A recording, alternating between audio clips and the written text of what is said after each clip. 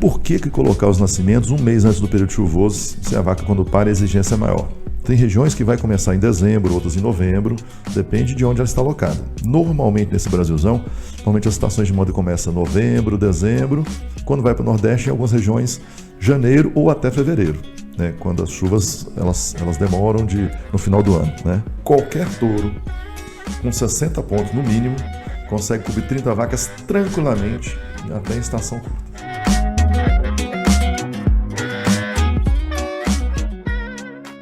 Fala pessoal, seja muito bem-vindo a mais um episódio do Mesa Rural Podcast. E hoje, eu e Eli, a gente tem um enorme prazer de receber aqui o professor Fabiano Ferreira Silva. Nunca sabia seu nome completo, era só o professor Fabiano, né? Tá bom, né? Tá bom. Fabiano, uma breve introdução. O professor Fabiano, ele é médico veterinário formado pelo FMG. Não vou falar a data não, porque realmente, né, não deve ter pouquinho tempo, né, Fabiano? Tem mestrado em nutrição também pelo FMG e doutorado também em nutrição de bovinos pela UFV, Universidade Federal de Viçosa. Isso. E é professor da Bovinos de Leite e Corte na UESB desde 96. Desde 19 de agosto de 96. 19 de agosto de 96. 25 anos. Que, na data de gravação de hoje, 19 de agosto de 2021, 25 anos. 25 então, anos. meus parabéns pelos 25 anos de UESB. Obrigado. E vamos que vamos aqui. Joia. Eu que agradeço o convite, né? E estar aqui com o Doval, né? Aluno, estudante de zootecnia, logo colega de profissão, né?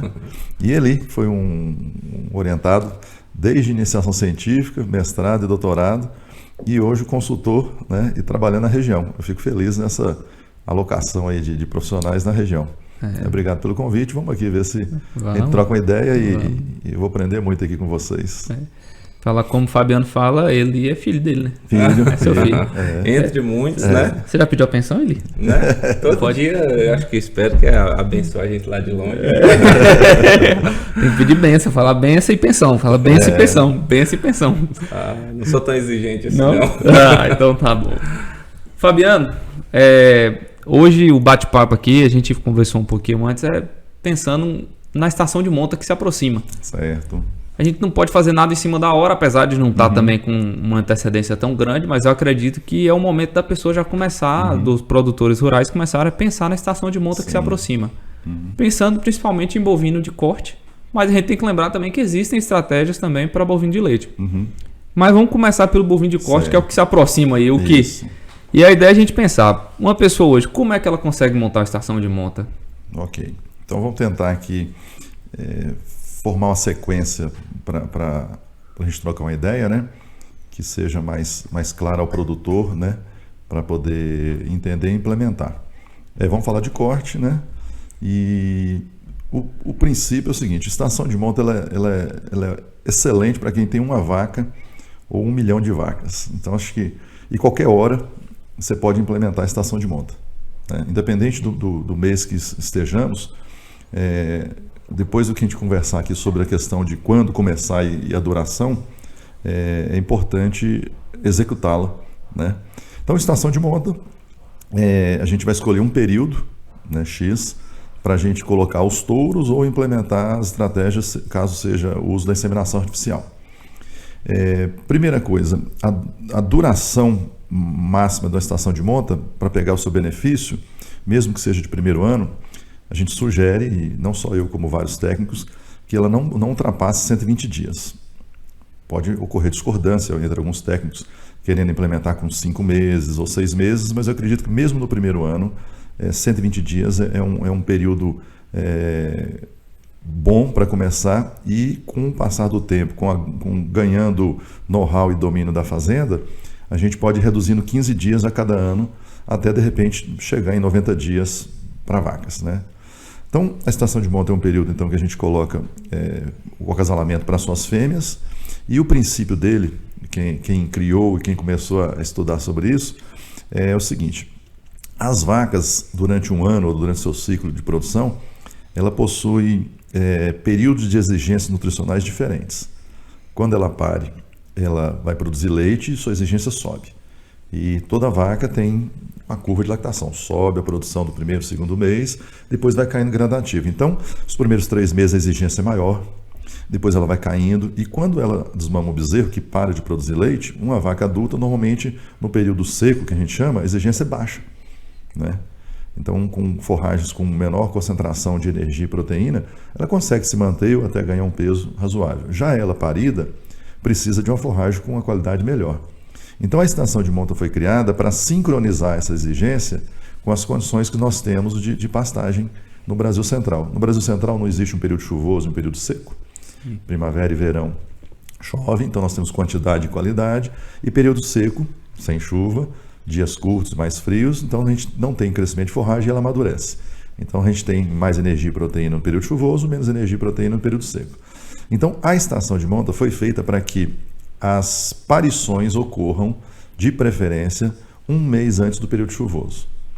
Então, em cada região, os técnicos mais os produtores, né? Então, por isso que é importante a presença de um técnico dentro da propriedade, né, para fazer uma parceria. Claro. E aí, seria interessante, então, pegar os dados pluviométricos da região e ver quando que acontece o pico de chuva, ou seja, o início da chuva, né? E normalmente aqui eu gosto de arriscar algumas informações, mesmo que sejam questionáveis, né, e alguém pode querer mudar alguma coisa, mas eu gosto de dar sugestões. Então, claro, assim, eu acredito que o início da chuva é quando, no mês de maior chuva na região, chova mais de 50 milímetros no primeiro mês, de 50 a 100. Né?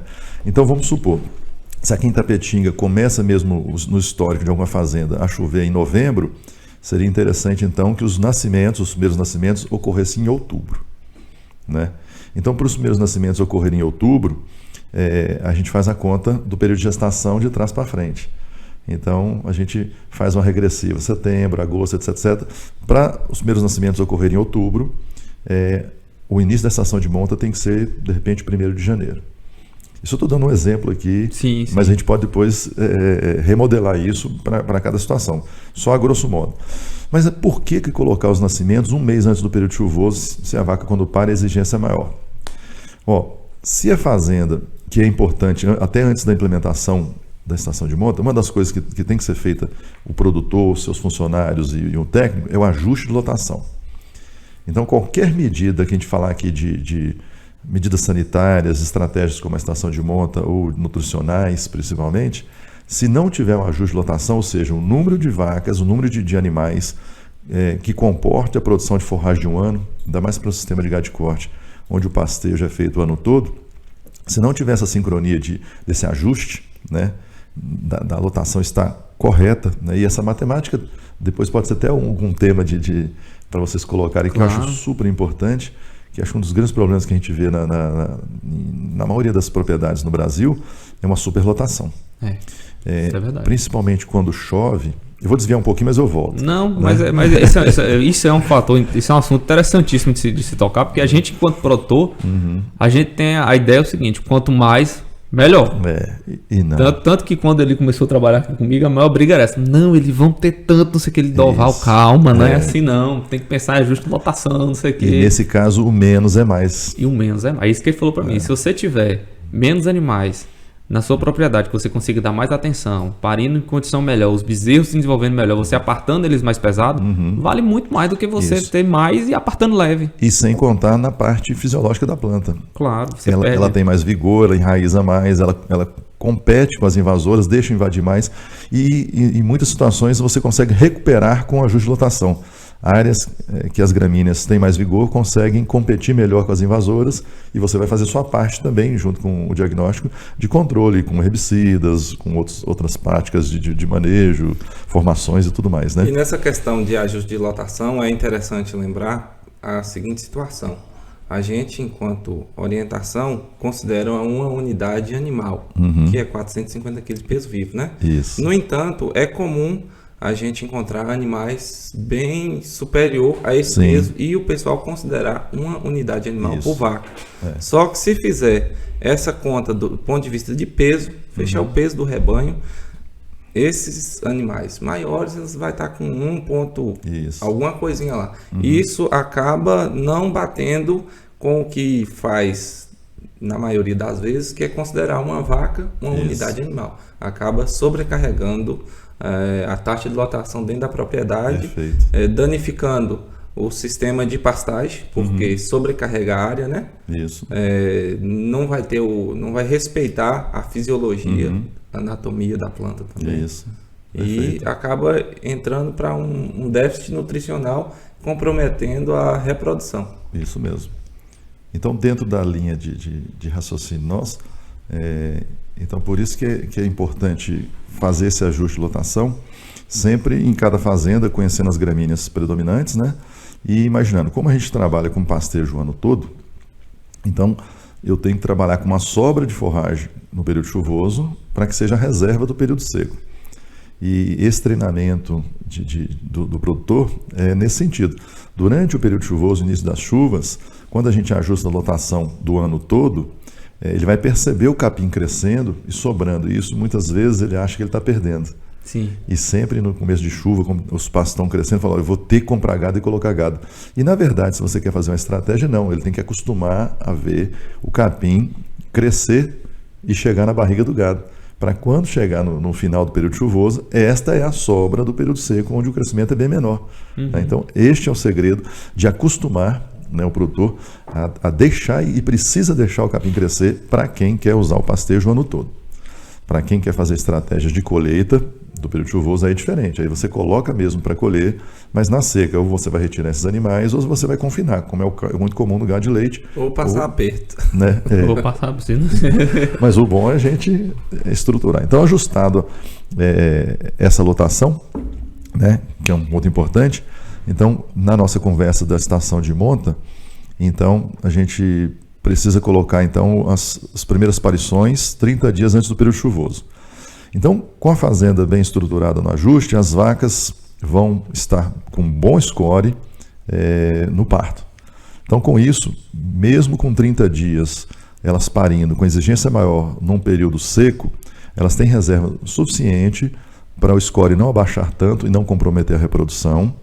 Mas 30 dias após, iniciando o período chuvoso, o valor nutritivo da pastagem vai estar bom, então ela consegue se manter e não atrapalhar a reprodução, e você pode implementar as suas estratégias de reprodução. E a maior parte dos partos ocorrendo 30 dias antes, porque normalmente numa estação de monta bem ajustada e a lotação boa, normalmente 70%, a ideia é essa, né? Fazer com que 60% a 70% dos partos ocorram no primeiro mês, né, de estação de nascimento, ou seja, as coberturas realizem no primeiro mês na sua grande maioria. E um parto sendo feito, ocorrendo num período seco, do ponto de vista sanitário, ele é muito melhor do que os partos no período chuvoso, né? Num período úmido, realmente as incidências de diarreia, infecções de umbigo, mosca aumenta, bicheira, miase, essas coisas, né? Então, do ponto de vista sanitário para o bezerro, parir no período seco é melhor do que no chuvoso, mas alguns vão ocorrer no período chuvoso, mas a maioria no período seco, né? Rapaz, eu estava pensando aqui, o nome estação de monta talvez seja até injusto com o quanto de benefício... O contexto para o bezerro. O quanto de benefício a estação de monta traz. A gente fala estação de monta, a estação de monta em si é para a vaca ser coberta. Isso. A intenção é essa. Mas assim, você consegue sincronizar ou organizar todo um ciclo anual dentro da propriedade. Até do ponto de vista de uma determinada época do ano. A atenção é para o nascimento de bezerro, outra para a reprodução. Outra época do ano, se a vacada está prenha, você consegue dar uma certa tranquilidade para a equipe, né? Sim. Você consegue alocar todos os animais que é para descarte, tá saindo num período junto praticamente, né?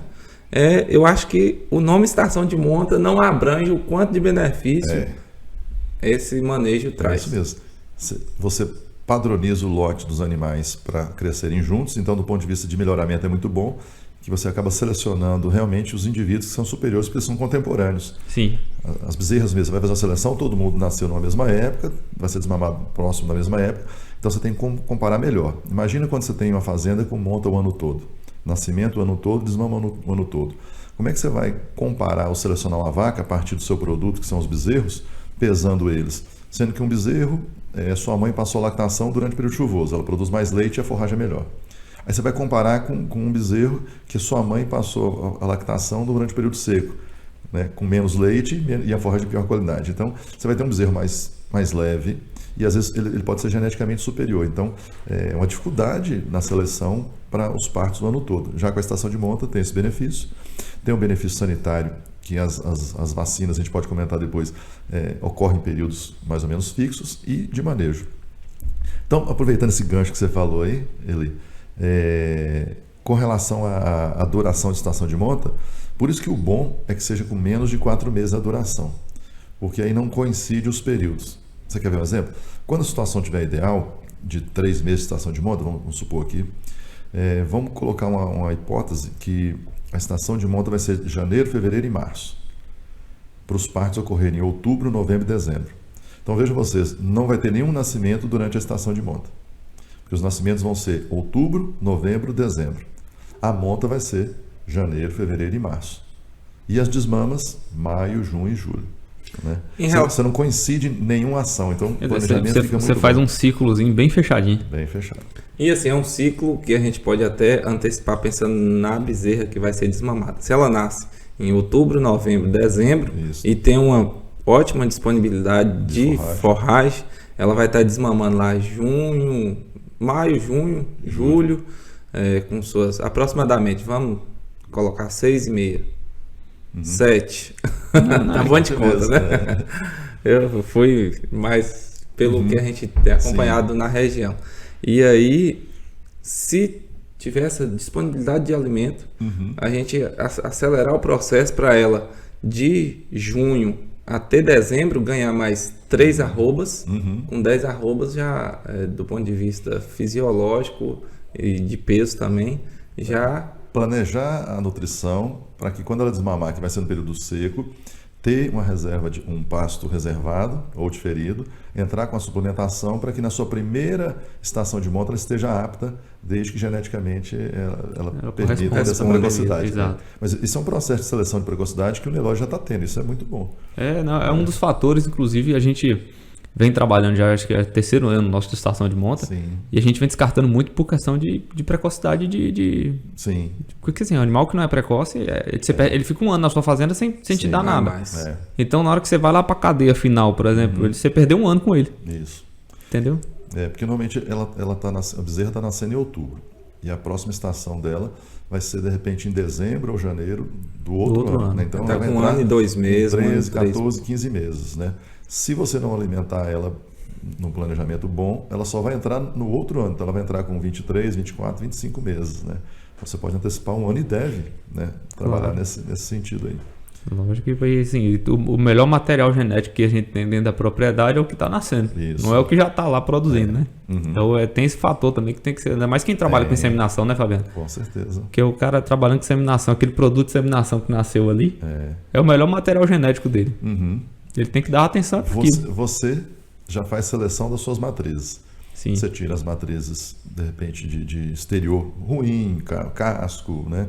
Ou carcaça, etc. Você tira as vacas que produzem os bezerros menores, que ou a produção de leite é menor, ou a genética dela é inferior, né? Assim, então você já faz uma seleção nas suas vacas, né? Sim. E você está usando, de repente, inseminação com touros superiores, onde você tem touros provados, com catálogos, onde você olha todas as informações que você deseja, precocidade, musculatura, peso de desmame, etc. Né? Sim. Então você já está fazendo uma seleção dos dois lados, mãe e pai. Então o seu produto, cada ano, vai ser tem que ser superior. melhor. Com certeza. Mas é importante isso aí, porque assim, tem que também atentar para essa questão da seleção dos animais a serem utilizados também. Né? Mas pode dar continuidade, a gente te interrompe. Não, mas o bom é essa troca. Então, com relação à estação de monta, é por aí. Então, a gente aloca os nascimentos como antes do período chuvoso, para sincronizar a maior exigência da vaca, que é ela parida, no início do período chuvoso. Então, ela vai passar todo o período chuvoso dando leite, então ela consegue ter nutrientes para ela, para não emagrecer muito e reproduzir, produzir mais leite e desmamar um bezerro mais pesado. Vai desmamar na seca? Sim. Né? É melhor a gente trabalhar com estratégias depois na recria desses bezerros do que trabalhar com estratégias de suplementação de vaca parida. Né? Ou então estratégia de sanitário com bezerro com doença. Exatamente. Que é um prejuízo muito grande. Se o bezerro adoece nessa fase inicial, ele não consegue desenvolver bem.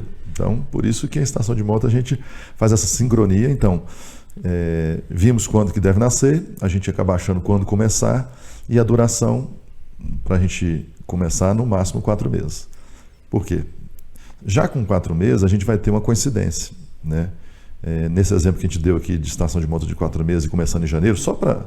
Porque a estação de monta tem regiões que vai começar em dezembro, outras em novembro, depende de onde ela está alocada. Normalmente nesse Brasilzão, normalmente as estações de monta começam em novembro, dezembro, quando vai para o Nordeste, em algumas regiões, janeiro ou até fevereiro, né? Quando as chuvas elas demoram no final do ano, né? Então, vamos imaginar janeiro, fevereiro, março e abril, a estação de monta. Então, os nascimentos ocorrerão em outubro, novembro, dezembro e janeiro. A gente já tem uma coincidência. As últimas vacas que vão parir em janeiro vão parir dentro da estação de monta. Então, a chance dela sair vazia é muito alta, porque ela vai estar parindo, é natural o processo de emagrecimento pós-parto, independente de mesmo que seja ligado de corte. Então, ela vai ter 30 dias a menos de chance do que as outras, né? Mas mesmo assim é o começo, até você ajustar e tudo mais. Aí por isso que é interessante no próximo ano, se possível, cair para 105 dias e no próximo ano para 90 dias para vacas, né? Aí fazer mês a mês fazendo assim, ano a ano fazendo uma reduçãozinha até se enquadrar dentro de um padrão, né?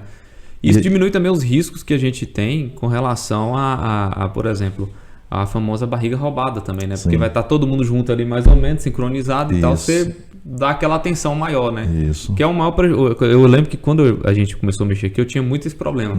Mas a vaca tá prenha, eu imaginava, empreão doutor, agora, quando nascia aquele trenzinho. Sem contar que quando o touro do vizinho pula a cerca. É isso. Aí nesse caso, vai ser filho de quem não? Só pode ser filho daquele touro real ali. Você olhar. Pela pelagem já pela pelagem. Aí você olhar e fala assim: o touro tem mais chifre e orelha do que carcaça. Você conhece o seu material e sabe que aquela procedência daquele bezerro não é do seu material. E assim, pensando em recuperar a vaca, apesar da nutrição delas deve ser boa ao longo do ano, mas o período seco dela, que não está produzindo leite, é o melhor período para a gente recuperar score, que coincide, é claro, no período seco. Isso. Mas merece uma atenção, se ela recuperando o score nesse período, quando parir, tem essa reserva para diluir um pouco em leite e reprodução.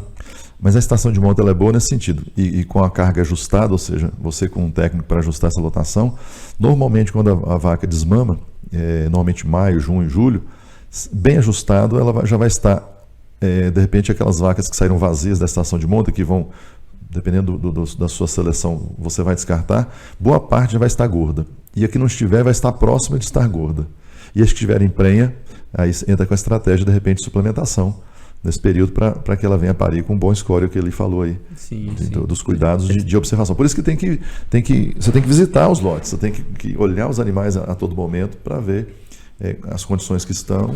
E não deixa de ser um processo de seleção. Você está selecionando boas mães. A gente costuma conversar muito aqui, a gente fala assim, eu tenho muito aquele viés de olhar e falar, pô, mas é uma vaca tão boa. Aí ele falou, não, é boa, mas teve a mesma chance da outra, e olha a outra ali, ó. A outra tá excelente, tá passando e essa não. Então tem alguma coisa, tem que tirar do sistema. É um animal que em algum momento vai te dar um prejuízo, que já tá te dando um prejuízo e não tá percebendo, né? E é o que a gente conversa muito aqui, Fabiano, eu sempre repito isso, que eu acho importante. Acho que o conhecimento técnico, ele economiza realmente o bem mais precioso que a gente tem, que é tempo. Você imagina a gente montar uma estação de monta porque a gente ouviu falar e tal, e a gente começa. Então, é sempre bom frisar, gente, isso aqui é um norte, mas procure um técnico, procure um veterinário, procure um zootecnista, procure um agrônomo, uma pessoa, um técnico que você conhece na região, que tem a responsabilidade para poder estar acompanhando. Porque tem muito erro também na estação de monta. Às vezes eu conheço algumas pessoas que começam a estação muito antes, termina muito depois. E fala que estação de monta não presta. Sim. Entendeu? Às vezes por essa falta de conhecimento, né? E aí vira e fala assim, deixa aí, vai emprenhando aí. Na hora que o que emprenhar, eu vou apartando e vou vendendo, né? Você tocou num ponto legal, que é o seguinte, uma tecnologia mal implementada, você queima ela. Isso é muito comum, às vezes, com o uso de cerca elétrica, quando não bem feita, ela realmente não vai funcionar. você vai perder carga, etc. O animal percebe e acaba quebrando. Rapaz, você tocou num ponto interessante. Como os animais descobrem tão rápido que quando não está tendo a transmissão de choque, né, da rede, é muito rápido que eles descobrem. Isso eu tenho percebido na minha propriedade mesmo. É incrível. Eu já tive alguns problemas de aparelhos, etc. E em algumas áreas que eu não queria que entrasse, como palma, etc. Mas eu fiquei observando. Quando ficava algum tempo sem o choque, parece que elas sentem tem algum sensor que indica na pele, e elas passam.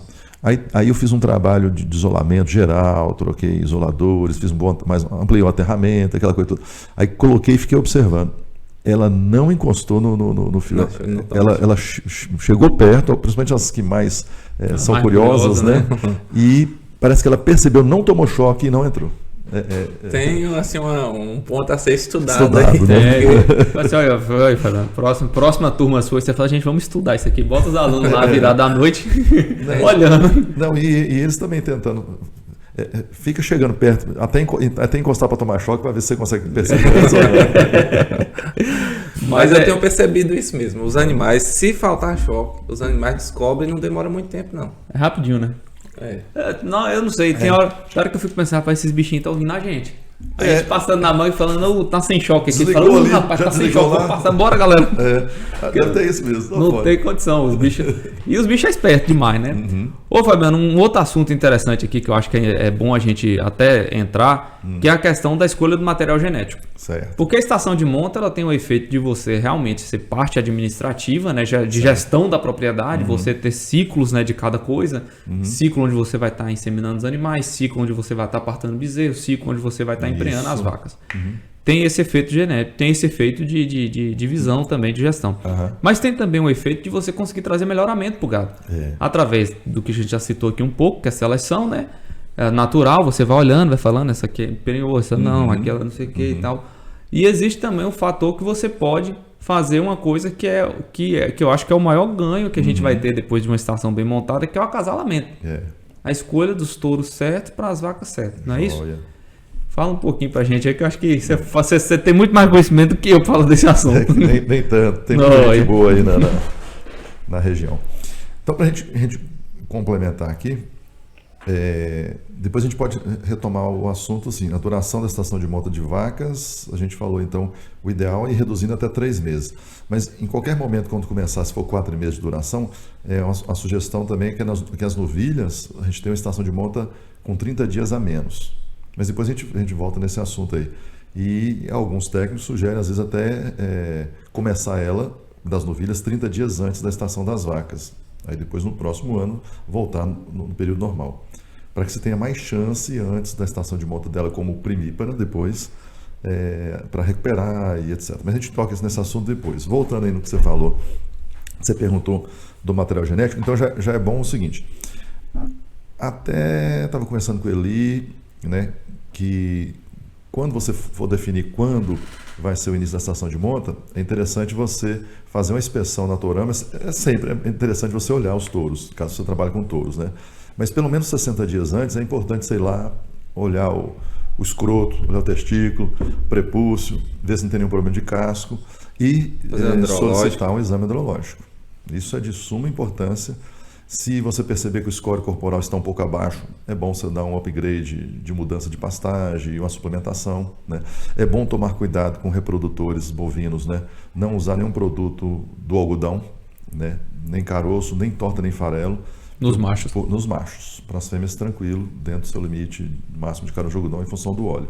Mas o cospol para machos realmente atrapalha a espermatogênese e pode reduzir a reprodução, né, no caso de touros. Então é bom evitar, ou conferir, às vezes você compra uma ração um concentrado em uma empresa e tem uma torta de algodão, né, e às vezes você pode ter problemas de reprodução desse sentido, né.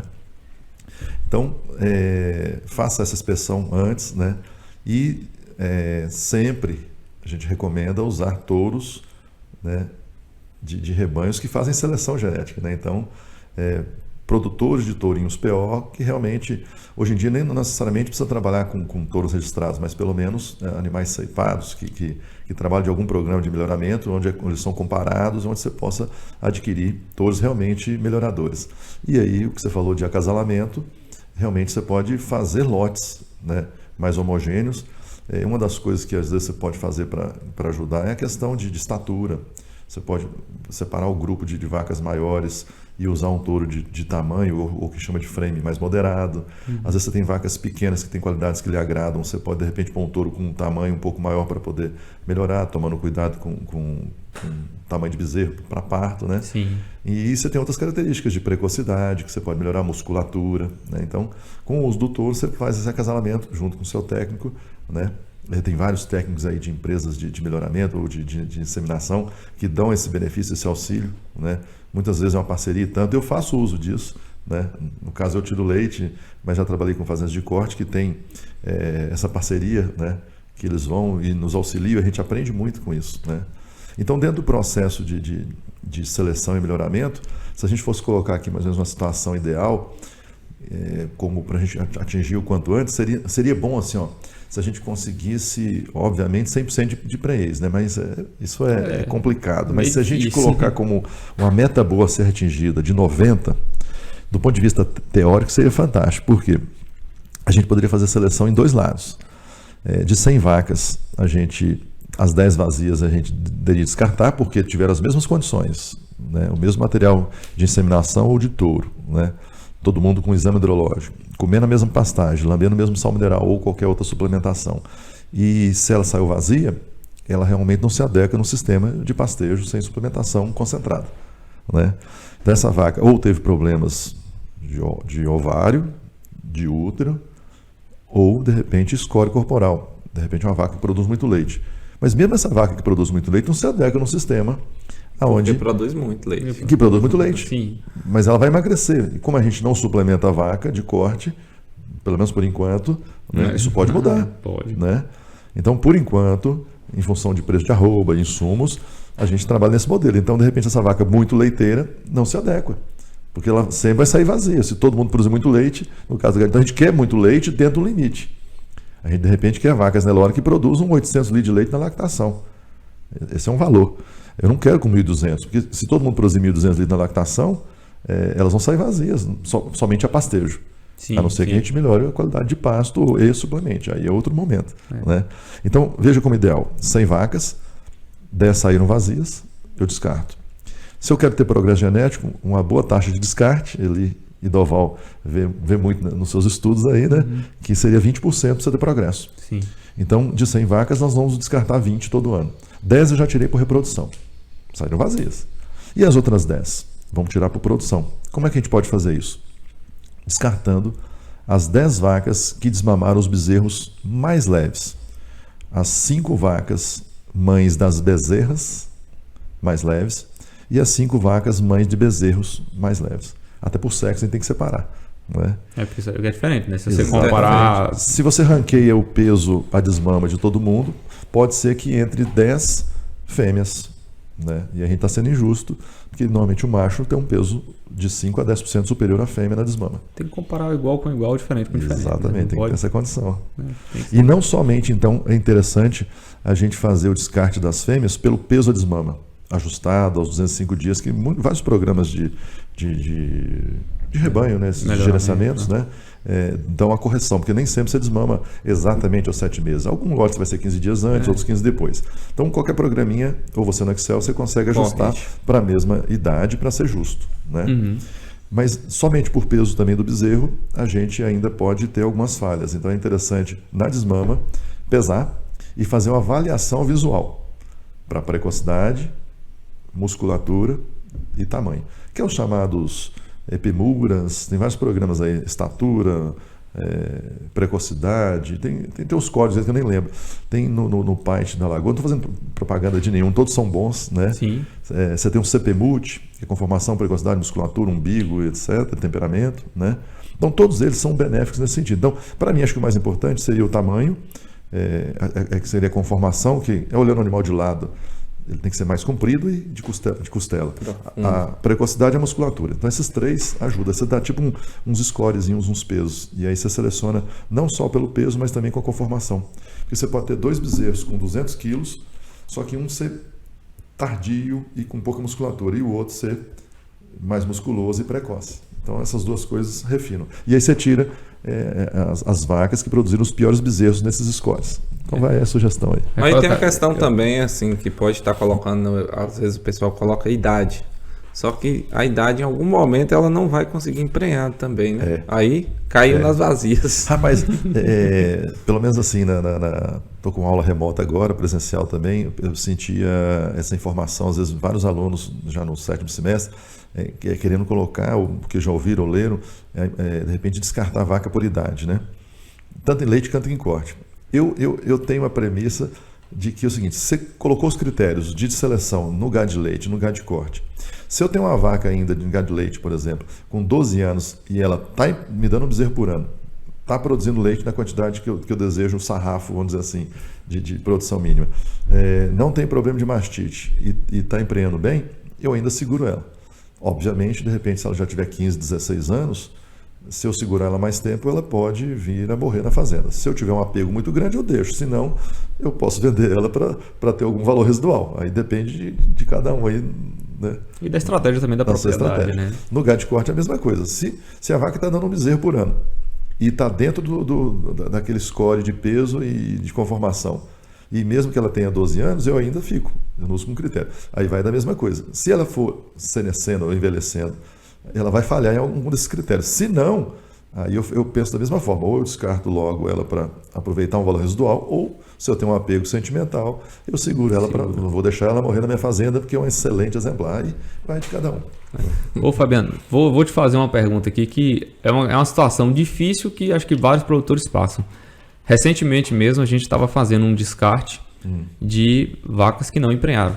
Certo. E a gente observando a bezerra mais, vamos botar entre aspas aqui, bonita do rebanho. Sim. Que a gente teve agora dessa leva de inseminação. A mãe tá tá magra, tá um cancão mesmo, literalmente, tá feia, tá um negócio absurdo. Tanto é que, né, não emprenhou nem nada. Aí recai sobre aquela questão. Muitas vezes você olha a bezerra e fala, pô, que puta de uma bezerra, um negoção de outro mundo e tal, não sei o quê, mas a mãe não respondeu geneticamente. Não reproduziu. Não reproduziu, né? Não reproduziu. E aí, nessa situação, o que você acha? Assim, com poucas informações que eu te dei, né? Porque teria que ter mais informações, avaliação e tudo mais. Mas assim, no grupo de contemporâneo, a gente observou que ela é a que se mais... A bezerra dela é uma fêmea por sinal, a que mais se destaca. Mas a mãe não emprenhou, tá com score péssimo. Na hora que você vai olhar o úbrio tá parecendo o úbrio de uma vaca de leite. Enorme. Entra aquela questão. Produz muito e não emprenha. Você tá falando, isso é gado de leite ou gado de corte? Corte. Normalmente a gente faz a seleção das vacas olhando os produtos. Nesse caso, você está olhando o produto, mas tentando olhar para trás pela mãe, né? E olhar para frente que ela não emprenhou. Ela não emprenhou. Não vai ter o produto lá na frente. Quem não emprenhou foi a mãe, né? Ou ela... Não, a mãe não emprenhou. Então a mãe. Mas a bezerra ainda... Não, a bezerra é bezerra ainda. Bezerra ainda. Bezerra ainda. Não, eu particularmente seguiria com ela. Você não venderia ela? Não. A mãe? Não, a mãe sim. Mas a sim, bezerra não. Não, a bezerra a gente vai continuar.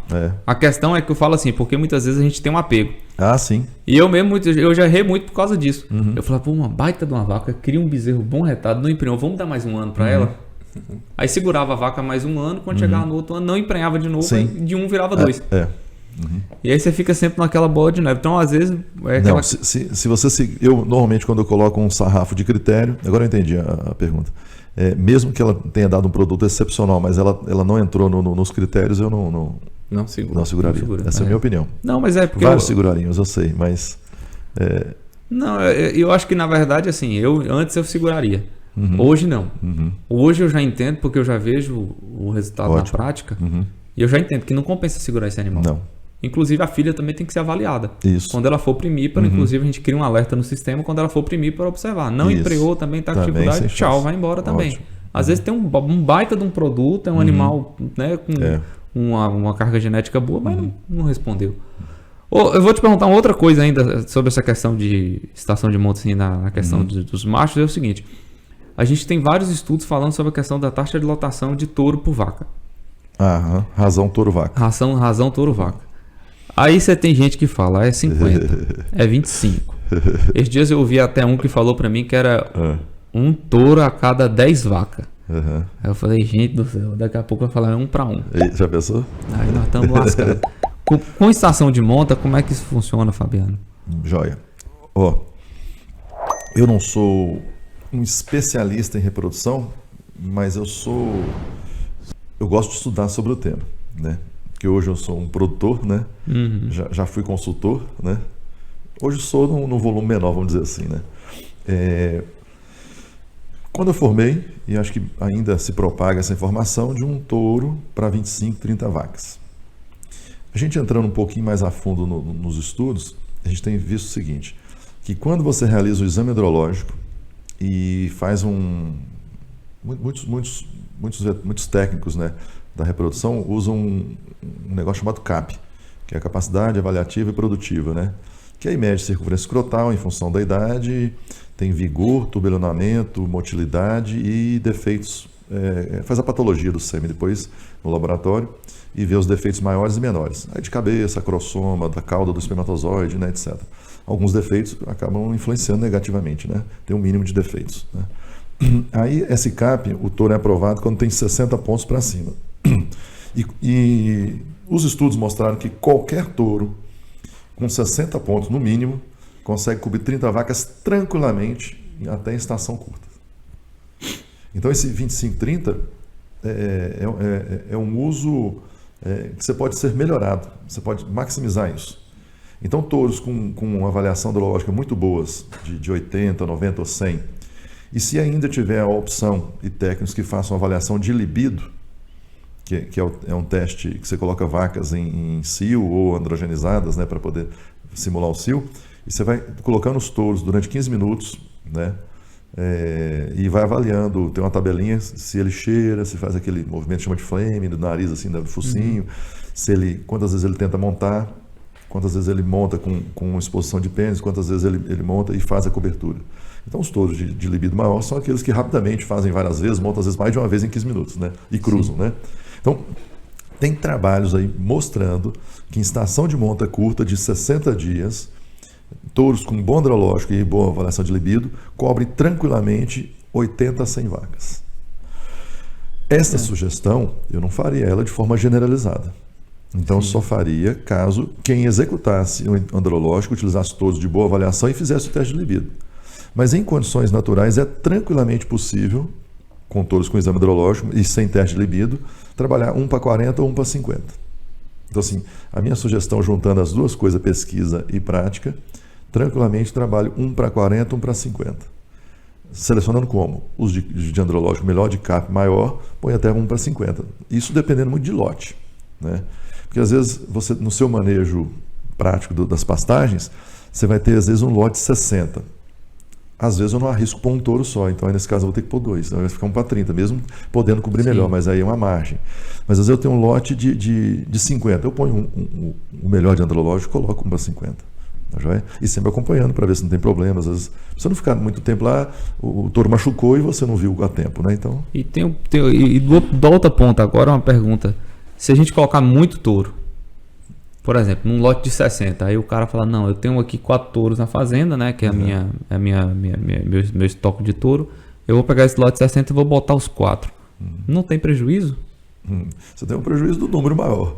E você acaba, de repente, tendo uma competição maior. Você vai, às vezes, você pode colocar 4 touros em 60, mas tem 2 dominantes. Então, era mesmo que você colocar só os 2. Entendi. Né? Os outros 2 vão ficar mais segregados. Alguns, às vezes, nem ficam no lote, tentam fugir, né? Então, seria desnecessário. Vai gastar muito tempo disputando, brigando. E o risco, aí você tem um risco a mais de machucar, de machucar. E relativamente o custo de um o valor econômico é alto. O valor econômico é alto. Um animal fratura, machuca, né? Isso então... E agora assim, pensando em repasse também, para quem usa inseminação, continua a mesma taxa, né? Porque você não tem certeza de quantos animais emprenharam ou não. Sim. Continua a mesma taxa. Agora, só tomem cuidado quem executa no primeiro dia de estação de monta a realização da IATF, né? Inseminação artificial em tempo fixo. Que é bacana, acho que essa ferramenta veio mesmo para ficar e é super interessante a gente, de repente, se for possível, todas as vacas, principalmente com estação mais curta. Porque quando a gente tem estação mais longa, não tem coincidência, no primeiro dia de estação, dia 1º de janeiro, um exemplo que a gente citou sempre aqui, tem algumas vacas que não pariram, então elas não têm como entrar.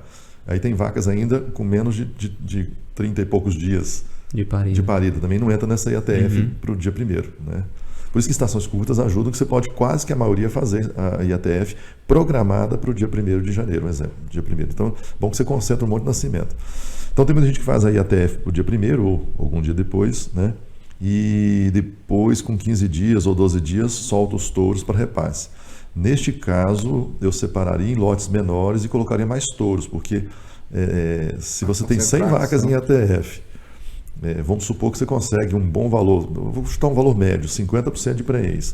As outras 50% vão voltar ao cio, que normalmente a IATF até auxilia nesse retorno, nessa estimulação e tudo mais. De repente não vai ser 50, mas umas 40 vão dar cio em dias próximos, né?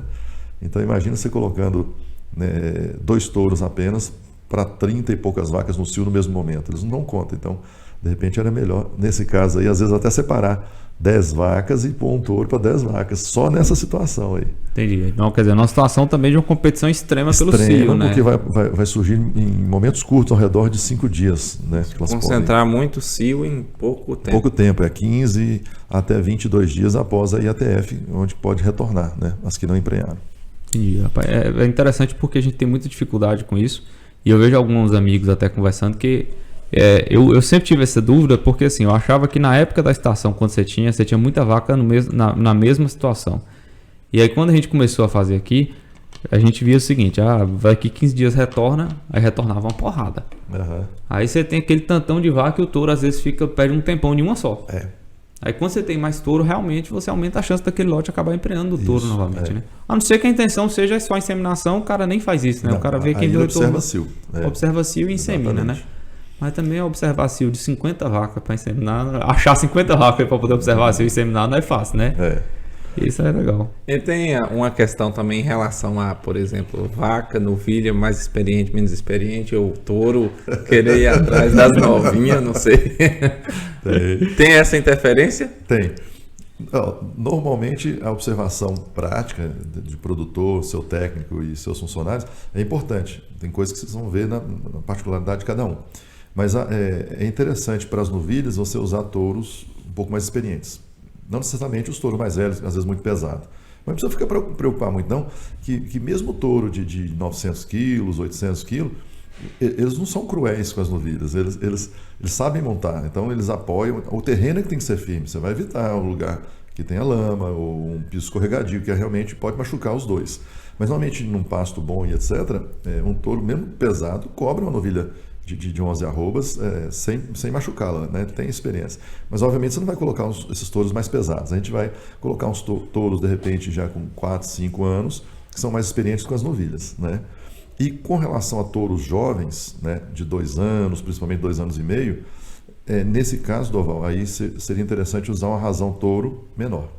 Sim. Não misturar eles com touros mais velhos, senão eles vão ficar segregados mesmo, vão ficar separados, e porque eles são inexperientes e eles acabam perdendo muito tempo atrás de poucas vacas e também não regula o tempo deles de comida. Não só a comida da vaca, como a comida dele. Porque aí ele emagrece muito, esse inexperiente. O touro experiente, não, ele faz o seu serviço, agora eu vou me alimentar aqui, espera ali, depois eu volto para comer uma coisa, como outra coisa. Ele sabe que para ele dar continuidade, ele tem que estar com a barriga cheia também, né? Então, normalmente para novilhas, touros mais experientes, né? Essa pelo menos é a dica que eu tenho visto, né? Muitas pessoas mais experientes no ramo, e para touros jovens, trabalhar com os lotes de touros jovens apenas e numa razão touro-vaca menor mesmo. Nesse caso, às vezes até 1:20 e acompanhar. Porque às vezes alguns perdem muito peso, principalmente menos de 3 anos, e acabam sentindo. Aí às vezes tem que até retirar e trocar, né? Entendi. Inclusive, assim, a gente falou dessa preparação do touro, avaliação e tal, para a estação de monta. E aí, assim, eu já ouvi sugestão, inclusive de profissionais, de fazer uma avaliação quando terminar a estação de monta. porque você tem a certeza que aquele lote estava com touro bom, ou caso não esteja com touro bom, você não vai ficar segurando aquele animal para mais 9 meses para entrar para a próxima estação. Já é um meio de você fazer um pé de meia com a venda daquele animal. Com certeza. Acho que a venda de todo animal de descarte faz parte da receita, né, de uma propriedade. Né? Show de Porque bola. eu conheci um senhor mesmo que ele falava bem assim, rapaz, ele trabalha só com vaca. Ele falava, rapaz, bezerro é para cobrir as despesas. O que eu ganho dinheiro mesmo é com a venda das minhas vacas. Ele falava assim, e é interessante. Pesada, né? E ele falava assim numa alegria, ele falava, é correr dinheiro que eu viajo, é correr dinheiro que eu vou com minha velha pra não sei aonde, então, não sei o que. O cara é figuraça. Rapaz, e é interessante porque, como você falou do apego, tem muitos produtores ainda que têm receio em vender vaca. Tem. Quer dar mais uma oportunidade, segurar, não, pro próximo ano elas pegam, cria, e isso não é sadio economicamente para fazenda que trabalha com a cria. A bovinocultura se profissionalizando, né, como a suíno e a avicultura, que está chegando em patamares, com fé em Deus, bem próximo, realmente esse apego ele vai ter que ser reduzido, né? Cuidados de bem-estar sempre devemos ter, né?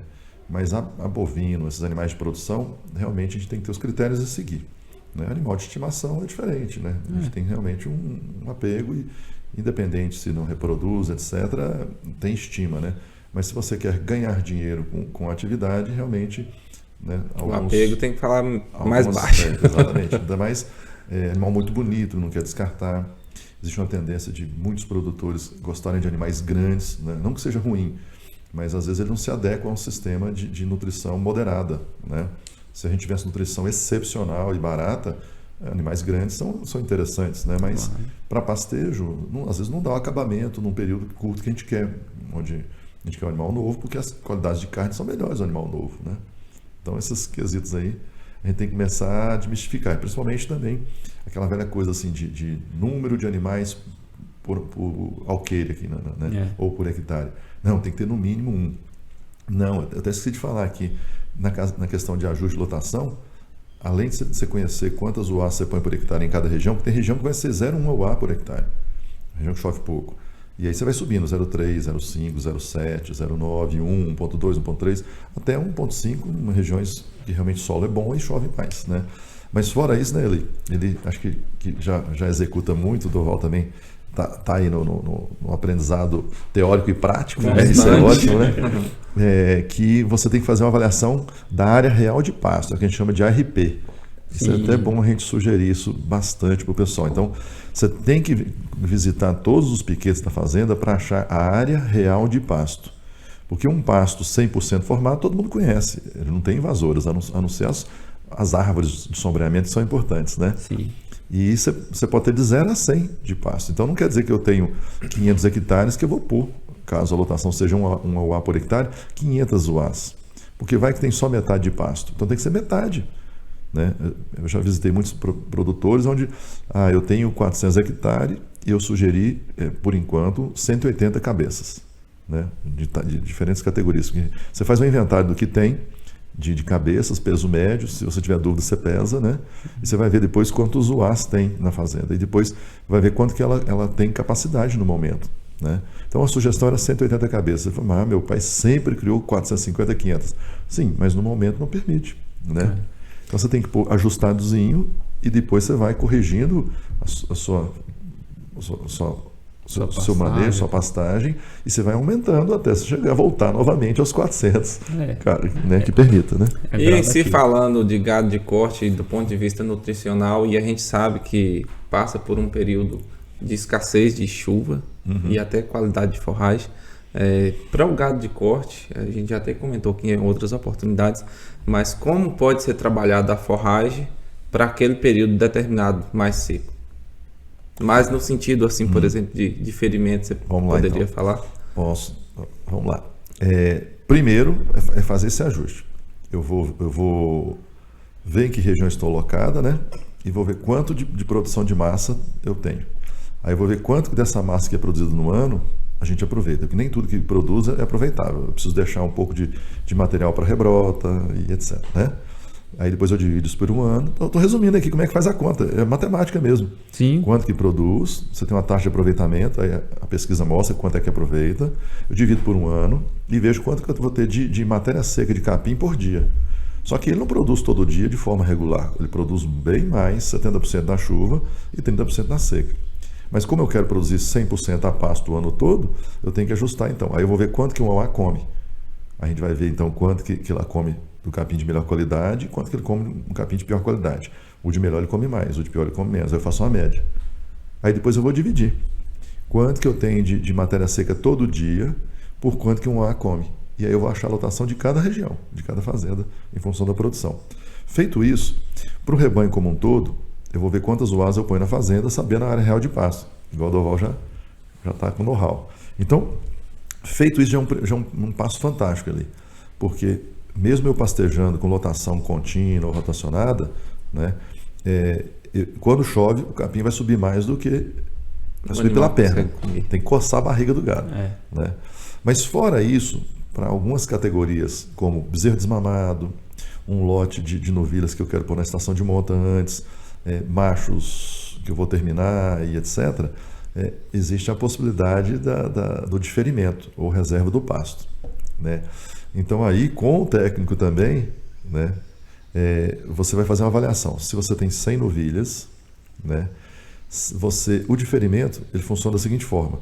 Você vai fazer um rebaixamento da pastagem alguns dias antes do término do período chuvoso. Então, esse é um manejo prático, onde você rebaixa a pastagem. Depois eu falo dessa matemática da conta de diária, e essa forragem vai ficar reservada, sem entrar animais, por alguns dias no final do período chuvoso. Então, você tem que saber quando é que termina as chuvas, mais ou menos. Né? Você não é São Pedro para adivinhar certinho, mas pelo menos você vai ter uma ideia. Se eu quero utilizar para dia 1º de agosto, aqui na nossa região, eu acredito que ainda vai chover em maio, abril, né? Então seria interessante, pelo menos no dia 15 de março, 1º de abril, eu reservar e fazer esse manejo. Então, normalmente o diferimento você deixa ou 60 ou 90 ou no máximo 120 dias antes do término da chuva. Né? Fechadinho. Então você rebaixa e deixa fechado para utilizar na seca. E aí você vai ter uma boa massa com qualidades moderadas, obviamente, né? Mas quando você rebaixou, você já tenta ajudar a qualidade da forragem, porque você come tudo e aí vai sair folha lá de baixo. Então normalmente você tem mais folha do que se você deixasse ele diferido alto. Você falou aí 90, 120 antes da chuva, na verdade antes de ser usado no período da seca, só para fazer essa correção. 60, 90 dias antes do término da chuva, visando o início da seca, o uso no início da seca. Sim. É isso mesmo, foi. E tem as estratégias também, como a gente está falando de estratégia nutricional também, para, por exemplo, como você citou mais cedo, da questão das bezerras ou dos bezerros que você aparta. Como você falou, você aparta na seca, né? Tem pouca oferta de forragem, maio, tudo mais. Junho, julho, agosto. Mas assim, aí você me corrige se eu estiver errado, tá? Eu vou falando aqui, mas assim, minha visão. Certo. São animais que respondem melhor à nutrição. E que financeiramente eles respondem mais também. Sim. Então são animais que aceitam, vamos botar assim por dizer, um investimento melhor na nutrição deles. Perfeito. São animais que você pode entrar com um arraçoamento, a pasto. Sim. Se for o caso, às vezes animais de valor agregado, né? Fêmeas que você vai utilizar na estação, tiver disponibilidade, fazer uma nutrição talvez não total, mas parcial, né? Então... Fechou aqui, ó. Por isso que o planejamento, principalmente para animal desmamado, vou desmamar em junho, julho. Na desmama eu já tenho uma área reservada, com 90 dias antes, né, fechado, pegando chuvas. Essas novilhas são desmamadas, jogo nesse pasto que tem massa, porque qualquer suplementação eu tenho que ter forragem. Suplementação sem forragem, normalmente o ganho observado é bem abaixo do esperado. Né? E aí entra com a suplementação. E a suplementação pode ser em diferentes níveis, 0,1% peso vivo, 0,2%, 0,3%, 0,4%, 0,5%, até 1%. Aí você vai ter que fazer essa matemática de quanto que eu vou colocar de suplemento e quanto de ganho esperado. Também tem aquela história, essa conta também faz de trás para frente, né? Qual o peso que eu quero que ela atinja? E você vê o ganho que você deseja, exatamente. Para você poder fechar. Você quer ganhar 700 gramas, 600, 500, 400 ou 300. Porque normalmente é essa faixa que você coloca no período da seca. os ganhos maiores eu vou ter que suplementar mais. Então eu preciso acelerar mais. E os menores, menos. Então, com o técnico, você faz aí todo esse planejamento. Mas tem que ter forragem. Por isso que é importante, eu sempre friso, ajustar a lotação, fazer o diferimento e fazer a matemática certinha de quantos hectares por um número de novilhas. Isso com um técnico, né, responsável e o produtor vai aprendendo. Vai. E vai executando isso no dia a dia. Mas é que assim, é que propriedade também, fazenda, ela não é uma formulazinha matemática simples que se eu pegar ali, eu copiei, colei, deu certo. Não é. Às vezes eu já conheci propriedades que uma vizinha da outra aplicando sistemas parecidos, mas uma era muito mais reativa aos problemas e a outra muito menos. Sim. Então você tem propriedades que você tem características até do próprio produtor que são mais reativos. Eles são mais ágeis a problemas. Certo. Aconteceu, ele já está reagindo, já está com um técnico ali perguntando, tirando dúvida, e a gente, o que nós vamos fazer, como é que a gente resolve isso aqui, aquilo. Bacana essa colocação aí. E outras ficam assim... Espera mais tempo, vamos aguardar, monitora menos. Né? Isso, até monitora. Eu falo assim que a gente está vivendo... A reação de ajuste é mais demorada. A gente está vivendo uma era complicada também, Fabiano, que eu observo assim, a gente monitora tudo. A gente tem dado para tudo. Só que aí é o seguinte, o que você está fazendo com isso? Isso aí te serve para quê? É o que eu pergunto muito, pessoal. Às vezes a gente pega o sistema, ele dá um ganho médio de não sei o que lá mais. Aí eu pergunto, mas tá servindo para que isso pra gente, gente? A pergunta que às fica... Às vezes é melhor coletar menos, mas coletar o que mas coletar e executar. Do que você ter um monte de parâmetros. Alguém mais experiente há muito tempo atrás já falou. Coloca menos parâmetros para avaliar, mas execute eles do que vários parâmetros. Igual às vezes em seleção também, que tem aquela prova de touro imensa. Vai nos mais importantes, que senão você embarana, sem bola as suas pernas. Os sumários hoje de touro... Vou fazer uma pergunta para você. Você falou aí de dados. Você tem dado em casa? Não, não tem dado.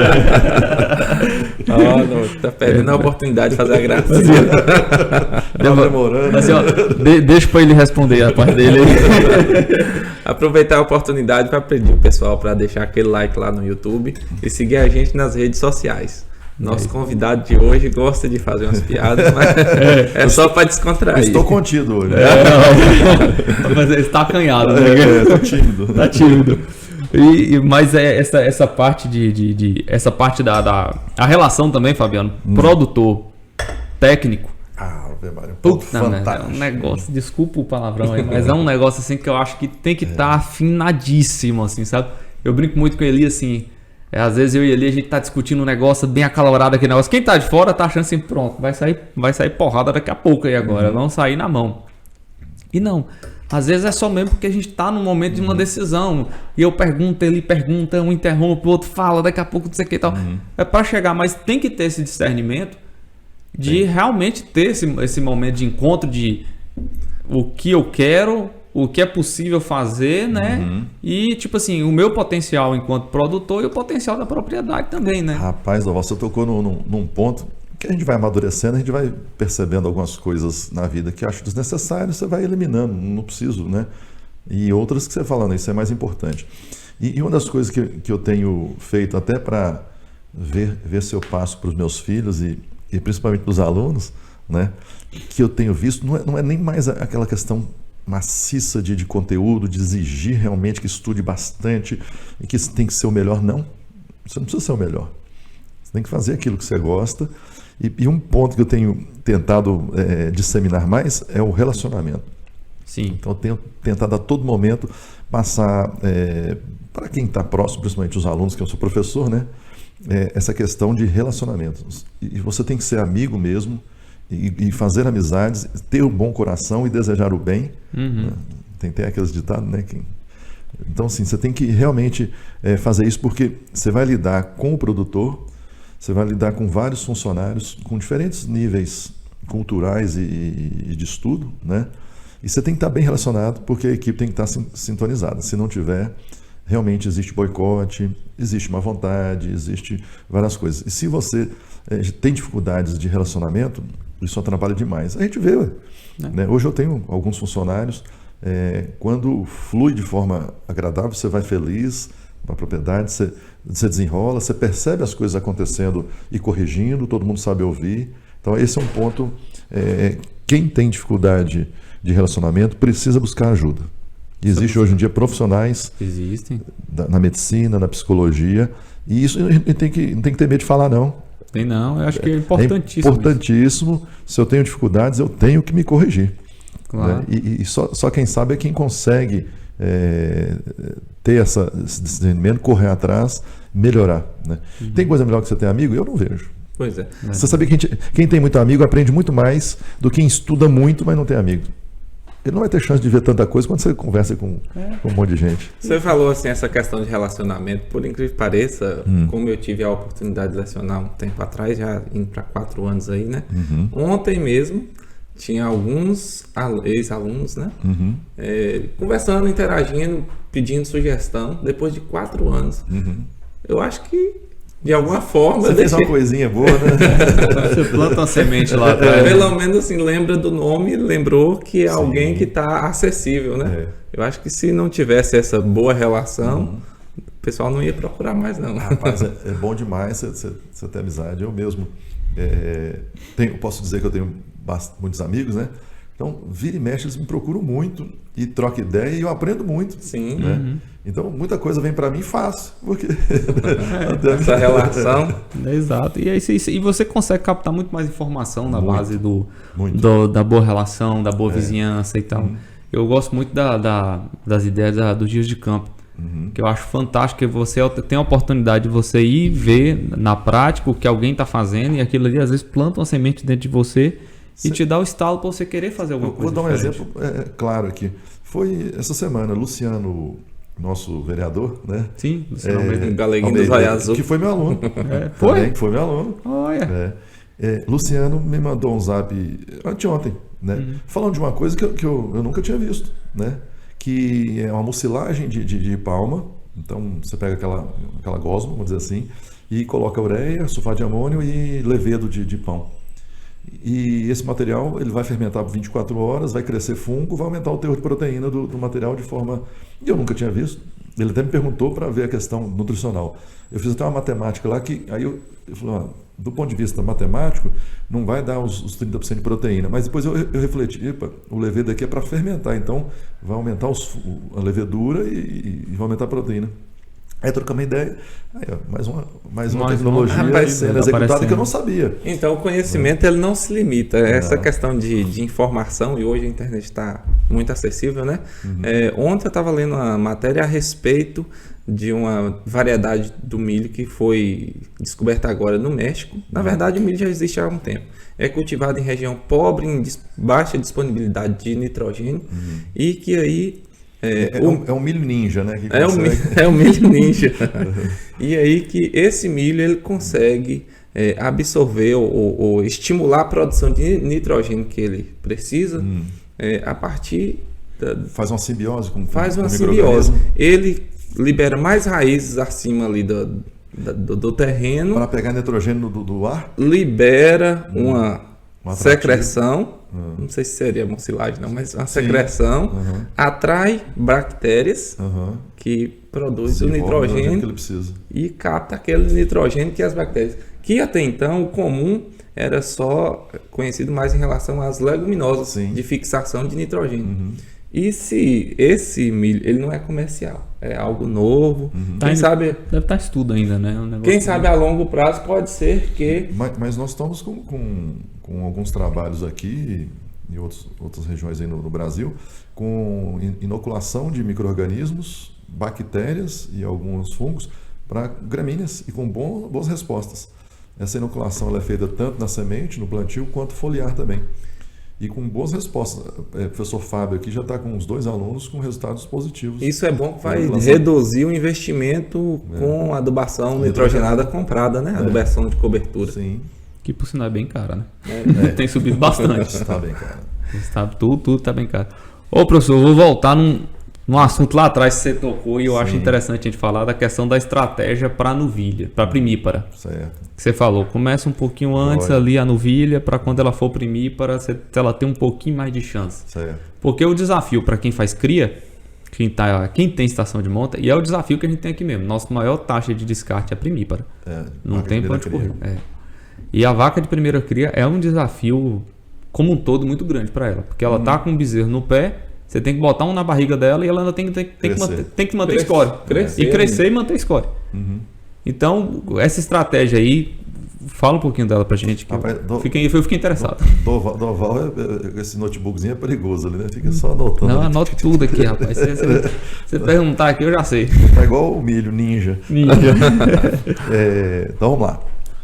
Como sugestões, e uma das sugestões é o seguinte: você trabalhar em lotes novilhas separadas, primíparas separadas, secundíparas, depois as multíparas você pode fazer lotes dependendo do seu manejo de pasto, mas esses 3 seriam importantes. Então é o seguinte: novilhas, tanto novilhas quanto primíparas, se você trabalha com uma lotação na sua propriedade, um exemplo, você fez a conta com o seu técnico, 1 AUA por hectare, nas novilhas eu reduzo em 10%, e na primípara.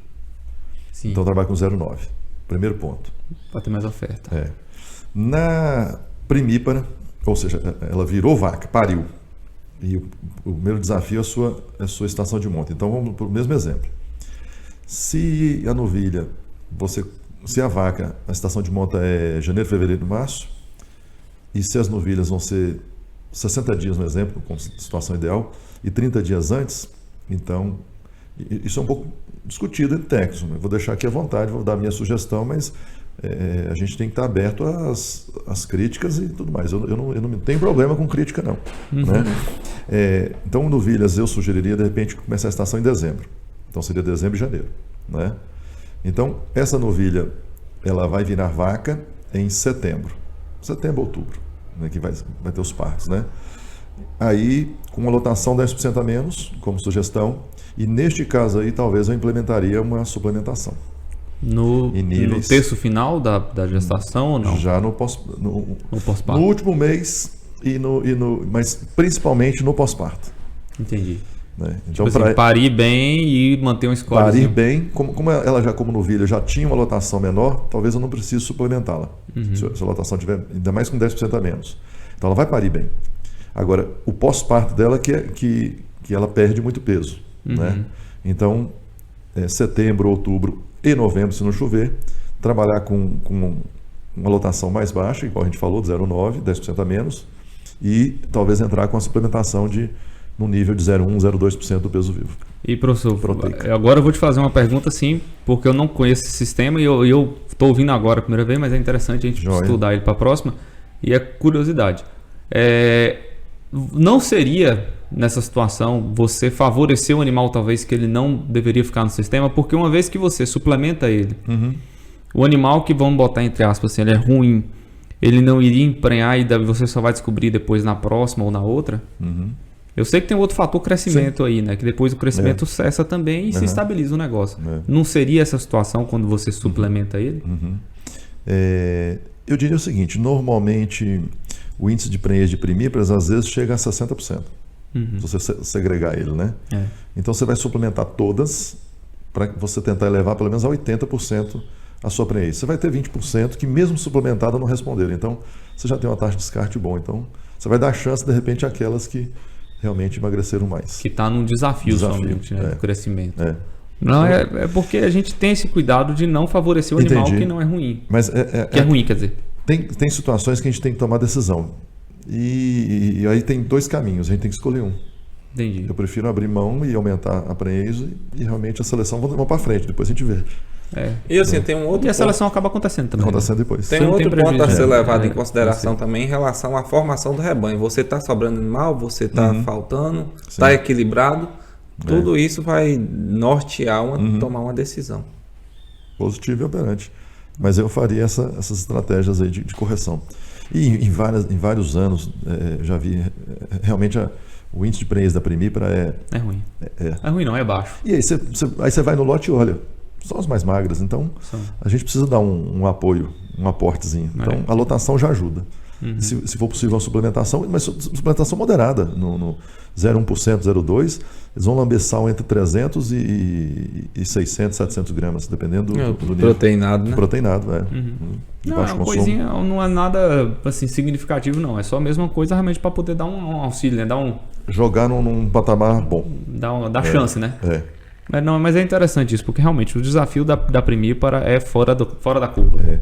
Eu antes aqui, eu já vi os outros podcasts, etc. Eu vi uma mesa com café da manhã, etc. E eu vim empolgado com isso. Né? Cheguei aqui, não sei se vocês estão vendo, só um cafezinho aqui. Aqui agora a gente vai ficando mais corajoso, hein? Deixa só o café. Eu acho que eles fazem montagem para atrair. Na verdade, assim, ó, tinha um banquete no primeiro convite, você não deixou passar. Me sacanearam. Você perdeu. É que o seu, na hora que o seu passou, a gente já comeu já. Então já foi. E eu fiz a propaganda, ó, você perdeu o banquete aqui. Mandou o zap mesmo. Mandou vídeo, mandou tudo mais.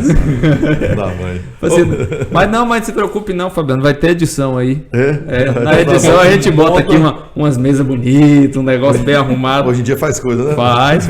Você tem tecnologia pra tudo isso aí, né não? Ô Fabiano, aproveitando a oportunidade, tem muita conversa ainda, né? Mas eu queria que você falasse pra gente também o que a universidade, você é professor já há 25 anos, o que a universidade tem ofertado para a sociedade em relação a profissionais, a conhecimento, a estar de portas abertas para a sociedade, que a gente sabe o déficit em relação à população no sentido de conhecimento. Às vezes o pessoal de Itapetinga não sabe o valor que a UESP tem para a região.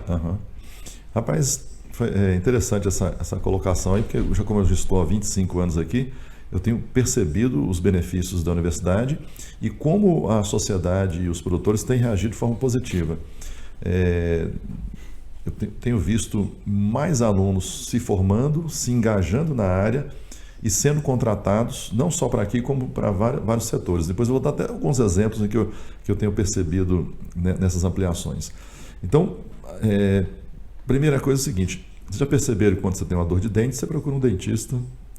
Você está com uma doença ou uma suspeita, você vai no médico, você quer construir alguma coisa, você procura um engenheiro, e é o correto, você contrata o serviço. Charlatanismo vai ter em todas as áreas, né? Tem gente que vai arrancar o dente num lugar, um falso médico, etc. Né? Mas o produtor tem se desenvolvido profissionalmente muito bem aqui na região. Isso é para ser elogiado. Sim. E tem buscado, né, profissionais. Eu recebo constantemente alguns zaps ou telefonemas de indicações. A gente está com uma demanda muito boa de técnicos para consultoria e técnicos exclusivos para algumas propriedades, inclusive para, se tiver disponibilidade de morar em algumas propriedades, às vezes tem proprietários que têm mais de uma fazenda, um volume grande de fazenda, né, de trabalho. Então isso eu vejo como um ponto positivo. E é assim mesmo. Então o grande papel que a universidade tem, o melhor papel extensionista que a universidade tem são seus alunos. Exato. E num passado acreditava-se que não, que a universidade tinha que ser assistencialista, mas ela não dá conta, né? Nós temos um professor de cada área, né? Então a gente, não tem como o professor sair para dar consultoria. Então esse papel é via aluno. Então o interessante, se algum produtor tiver sugestões, etc., é buscar a gente para a gente orientações em quem pode trabalhar. E um papel bacana é o produtor trazer a demanda junto com seus técnicos de dúvidas, porque aí a gente direciona de repente uma construção de um projeto de pesquisa para solucionar ou para executar, para a gente ver se aquele problema tem fatores de correção A, B ou C. Então esse seria um tripé legal, né, de se aproximar mais para trazer as sugestões de desenvolvimento, etc. Mas o produtor está precisando de tirar alguma dúvida, contrate um zootecnista, né? Então, esse é o maior legado que a UESP deixa na região. Exatamente. Realmente é isso, porque você tem profissionais aqui dentro de casa. Você não precisa sair. E a gente vê hoje profissionais em vários laticínios, nos 2 frigoríficos, ex-alunos, no Senar, no Sebrae, em várias lojas de produtos, né? Várias empresas no campo, né? Então a satisfação e muita gente ficando aqui na região. E quanto mais ficam, mais eu fico feliz. E gente mais de cima, mais do Nordeste, gente do Paraná, né? Então, E tem alguns alunos até que vêm de pós-graduação de fora do país, né, para poder fazer aqui. E é interessante. Alguns colombianos aqui. Não, tem um tempo, já tem alguns anos, já eu estava conversando com o Fábio falando que tinha um pessoal de fora mesmo, fazendo aula, fazendo curso. Intercâmbio, mestrado, né? doutorado, a gente estava com 2 colombianos e está com um agora, esses 2 já formaram, fizeram mestrado aqui, estão fazendo doutorado fora, já assim, em Viçosa e outros lugares, né? Essa integração, ela é muito boa, é benéfica. E tem uma abrangência até internacional, né? Você sabe. Ou seja, o ESB frutifica muito bem. Frutifica e bons produtos aqui. E ainda, continuando o papo aqui, você também atua no setor de leite. É um produtor, sim, né? Sou. É um produtor, professor, por sinal. Veterinário. Zootecnista, multifunção. Um falso zootecnista, né? Não, olha aqui, sabe? Não, é muito bom. É um veterinário, mas que bandiou pro lado da zootecnia. Só fez formar lá, rapaz, depois veio pra cá. Uma das coisas que a gente tem que estimular são as parcerias. A gente não tem que ficar aqui com competição com ninguém. Eu tenho alguma dúvida agronômica, eu converso e contrato o agrônomo. Sim, eu tenho uma dúvida, inclusive veterinária, eu contrato serviço. Já contratei para diagnóstico de gestação, exame hidrológico. A gente não e é bom. Eu gosto de trabalhar com muita gente. Essa parceria é boa e assim, digamos que a gente executa ela aqui. Hoje tem eu e Júlio zootecnista, venho, não sou de dedicação exclusiva, mas tem Júlio que está aqui o tempo todo. Certo. Tem Matheus que dá esse suporte da parte agronômica, né? Tem o Thiago Roseira que dá o suporte principalmente na questão reprodutiva. Bom demais. E quando junta todas essas funções, a gente vê que produz um resultado satisfatório. Toda vez que tem algum técnico de qualquer área que vem desse Brasil afora que fixe aqui, eu fico feliz demais, não é? A gente tem técnicos aqui da casa como o Igor, você tem Lucas no frigorífico, né? Então, Danilo, que não era daqui, que está na 2K, quando ele fixou, falou ótimo, né? Tem Fernando, que está na Copardo, que é do Paraná, e tem tendências de fixar aqui. Isso eu fico cada vez mais feliz aqui para. A região Nós cresce temos com isso. Luquinhas, que foi secretário da Agricultura e uma experiência muito boa para ele, que acaba trazendo informações aqui para a região. Então isso tudo é bom. Eli, que ficou aqui, catingueiro de Biaçucê, ficou aqui. Fiquei feliz demais. Então, eu fui embora, mas depois retornei. E fica trazendo gado de lá. Compra barato lá para vender caro aqui para nós. Tá tudo muito caro, viu? Só falta falar que você tá tomando prejuízo. Não, porque se não for a gente não sustenta, não pode tomar prejuízo. Tá enricando esse ali. Tá, Deus abençoe. Eu falei pra ele, rapaz, benção a Deus, que um dia eu pede benção. Não é? Aprendeu com o Fabiano. O fato é que assim, a gente precisa fazer os corres da gente, né? E não pode cair no comodismo por muito tempo. Com certeza. Mas essa tomada de decisão, quando você toma junto com profissionais de cada área, você tem uma maior chance de acertar. Tem. E você tem uma chance muito pequena de errar. Eu acho que combina aquela questão da aptidão do produtor ser reativo aos problemas. Né? Eu acho que até essa palavra reativa ela não é talvez o correto, né? Porque ele vai reagir depois do problema, né? Mas de agir mediante a previsão de um problema, junto com a tomada de decisão e o acompanhamento do corpo técnico, né? Isso. Porque quando você parte para por exemplo, hoje a pecuária ela vive uma nova fase, Fabiano, que ao meu ver é uma fase mais da agricultura.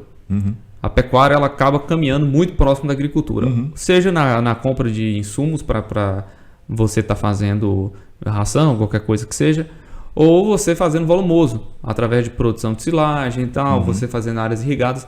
E essa parte da agricultura, para quem já trabalha aqui na região, é relativamente novo. Vem chegando isso para cá agora. E a gente começa a ver assim, como é uma demanda completamente diferente daquela que a gente imaginava. E quando a gente traz um profissional, como a gente tem o Matheus Azevedo, que acompanha a gente aqui, uma pequena, às vezes, uma observação dele, ele fala, Doval, isso aqui, vamos mudar para cá, vamos fazer assim, vamos fazer uma conta aqui para ver se desse jeito a gente ganha tempo demais. Ganha demais. Tem produção, e eu falo assim, financeira. Se eu bati cabeça com silagem, com produção de silagem aqui, quase 4 anos sem uma assistência. Aí chegou um ponto que eu falei assim, ou eu vou botar uma assistência aqui destinada realmente a um agrônomo, né, para poder fazer isso aqui, ou eu não vou dar continuidade. Sim. Aí eu conversei com o Neto Roseira, por sinal, irmão do Thiago.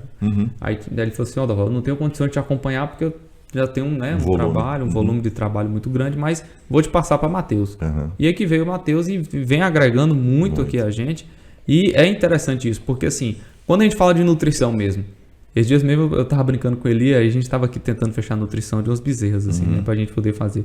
Eu falei, quer o super crack? Ele, não, precisa não, pode me dar um computador aqui que eu faço. Pegou uma planilhazinha de Excel, tal, 5 horas depois. Uma brincadeira, mas rapidinho fechou. Você entendeu? Foi lá, foi fazendo, vai, quer o da voz, essa formulação aqui, ó. Eu acho que é a melhor. Entendeu? Então eu acho que cada um na sua área acrescenta muito. Eu acho que a gente, esse perfil vem mudando muito até dos próprios técnicos, né, de reconhecer assim, de falar assim, olha velho, aqui eu sou bom, nisso aqui eu sou bom e sou bom mesmo, agora nisso aí eu já acho que era bom a gente procurar uma outra pessoa para poder estar dando esse aconselhamento, fazendo uma consultoria periódica ou qualquer coisa do tipo, né? E isso faz toda a diferença como você falou, na atividade, né, não? Perfeito. E eu tenho visto algo também crescendo, que a gente tem que virar agricultor de pastagem. Sim. E isso está acontecendo, né? E eu já fui numa palestra do pessoal da Exalc alguns anos atrás, e que sempre o pessoal perguntava, e adubação compensa?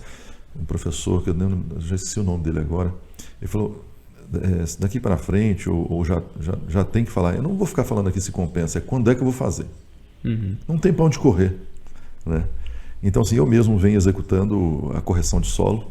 Eu estou inserido numa área que a fertilidade natural ela é inferior aqui em Itapetinga, né? Mas assim, Deus dá uma coisa, né? Tira outra para a gente crescer. Eu estou numa região, fertilidade natural inferior, mas eu tenho características de solo com menos pedra, etc. Então, mas todos os dois são bons. Então eu venho já corrigindo, né? pH, já venho jogando nutrientes, né? E a resposta está sendo fantástica, né? Eu percebo que há anos lá, quando começava a chover, e sempre que eu ia lá toda semana, eu via a diferença do crescimento aqui em Itapetinga quando chovia lá. Aqui eu vi o vigor da forragem lá, ela acanhada. Hoje lá já está no mesmo vigor do que aqui, né? Com as correções. Então, a gente tem que ser agricultor de pastagem, não só a pastagem, a forragem a ser guardada como sorgo, milho, capim-açu e palma, mas também as braquiárias e pânicos que a gente for utilizar aqui. E a mecanização é algo que não tem para onde correr. A gente vai ter que pensar em maquinário. O primeiro é o trator, depois seus implementos para as diferentes atividades que você for fazer. Você que está trabalhando com silagem de milho, você já sabe do seu material, que é a plantadeira, que é a colhedora, né? E todo o know-how na hora de confeccionar o silo, né? Compactação e fechar ele o quanto antes, né? Não, claro. E então, eu mesmo vejo cada vez mais a necessidade de se trabalhar com volume e a mecanização, treinar bem a mão de obra. Eu não quero mandar ninguém embora na minha propriedade ou nas que eu assisto. Eu quero mantê-los, mas eu quero dobrar a produção. Eu quero estar satisfeito com a rentabilidade, senão eu quero ganhar o dinheiro. Claro. Ao mesmo tempo manter o emprego de todo mundo. Sim, é uma atividade financeira, não é uma atividade de hobby, de prazer. Você tocou num ponto aí que, assim, inclusive no nosso grupo VIP lá, teve muita discussão essa semana. Chama grupo VIP, nós temos um grupo VIP. Que, inclusive, quem quiser participar é só entrar na nossa página na internet, mesarural.com, e acessar Mesa Rural Podcast. Mesa Rural Podcast. .com.br. E acessar o grupo VIP lá e fazer parte do Grupo VIP. Grupo VIP. Exato.